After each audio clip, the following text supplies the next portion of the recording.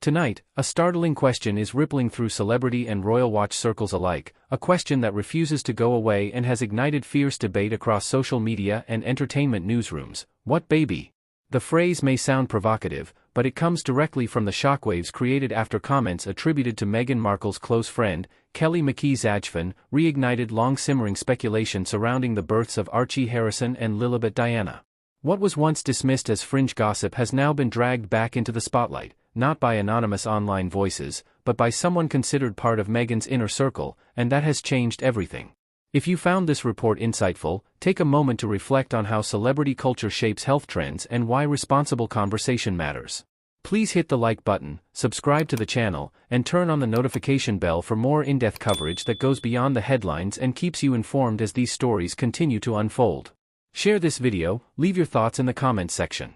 According to reports circulating from the original article, McKee Zajifen, a longtime friend and public supporter of Meghan Markle, shared a deeply emotional story during a conversation meant to focus on grief, motherhood, and loss. But buried within that conversation were remarks that listeners quickly interpreted as conflicting with the publicly accepted narrative of Archie and Lilibet's births.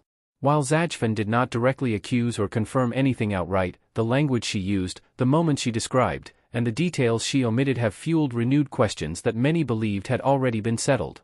To understand why this moment has caused such a stir, it's important to remember how tightly controlled and unusually secretive the births of Archie and Lilibet were from the very beginning.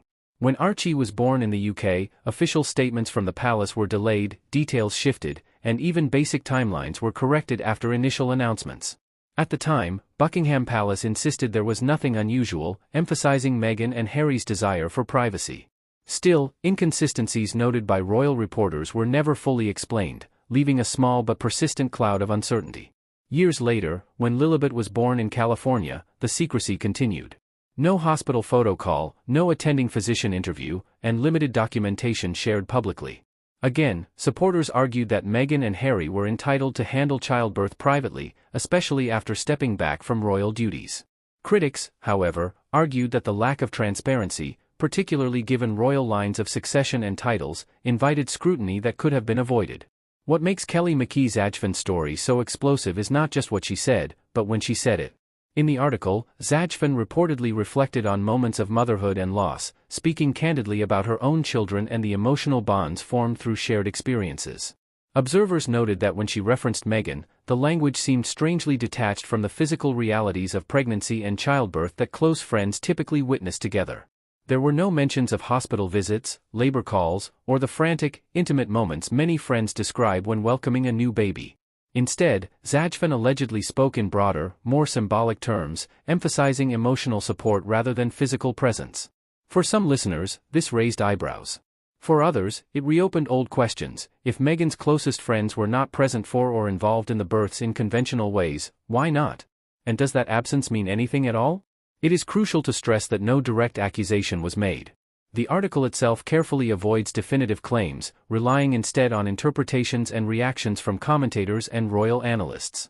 Still, the reaction was swift.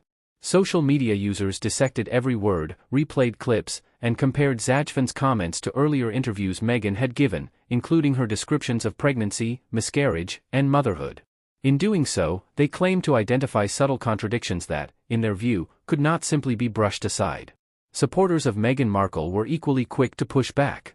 They argue that grief changes the way people speak, that not all friendships involve the same level of physical involvement, and that it is unfair and invasive to police how women talk about childbirth. They also point out that McKee Zajifen has remained a vocal defender of Meghan during times of intense public criticism, making it illogical, in their view, to suggest she would deliberately undermine her friend. Royal experts interviewed in connection with the article took a more cautious tone. Some acknowledged that the Sussexes' approach to privacy has been unconventional, even by modern royal standards, and that this has contributed to ongoing speculation.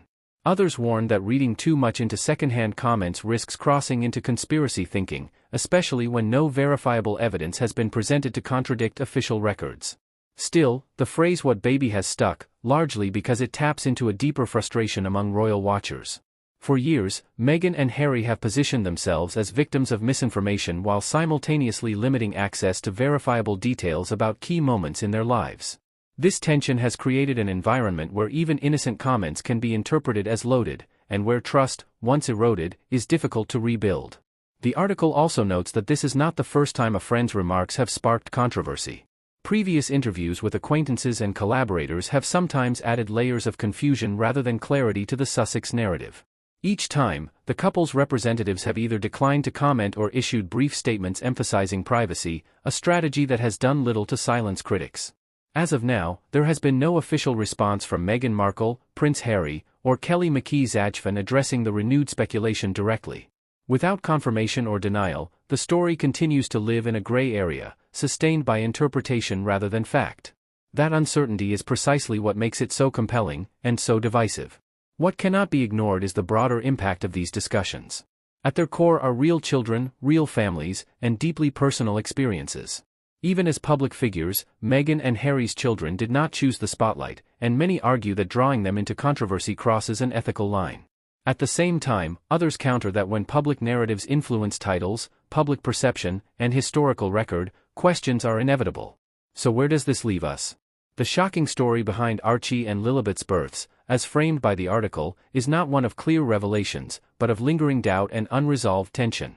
McKee Zajifen's comments did not provide answers, but they did reopen a door many thought was closed, reminding the public just how fragile the official story remains in the eyes of skeptics.